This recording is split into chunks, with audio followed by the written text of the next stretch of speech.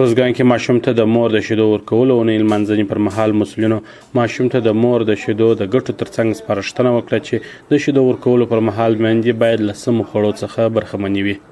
وایي د مور شیدې د ماشوم لپاره له زیږون څخه تر 6 میاشتې پورې یوه بشپړه غذا ده. بله دوا نه وي د خپلې مور شیدې ماشي دا ماشي نابود دنیا ته راغلی ماشوم خپل مور باید شیشنې ته شیدې ورکړي چې مور یې کېده.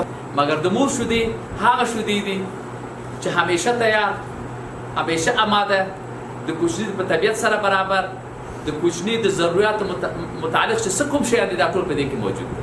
د ویناو په یو بله برخه کې د کورنۍ له مشرانو دیني عالمانو او مخورو غوښتل شول چې ماشومانو ته د میندو د شیدو ورکولو لپاره د عامه پوهاوي برخه کې خپل مسؤلیت ادا کړي.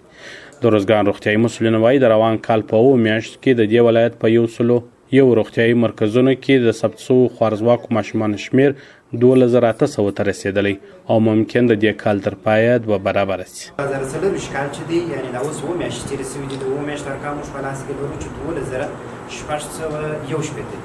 یعنې لا تر اوسه پورې موږ څه شوي په یو ښه تصویر کې نه یو په ښه پکچر کې نه یو. زموږ ته چې وضعیت چې دی لا هم تر اوسه پورې چې دی په سره کار شوی. نو امید دا ده چې د ټولو نه خواهش کوو چې په کورونو کې دغه د مور د شیدو چې دی دغه ورکول یا بریسټ فیډینګ دا رایج شي. هر کال د اګست په میاشت کې یوه اونۍ په نړیواله کچه نمانځل کیږي چې د مور د شیدو اهمیت روښانه کړي.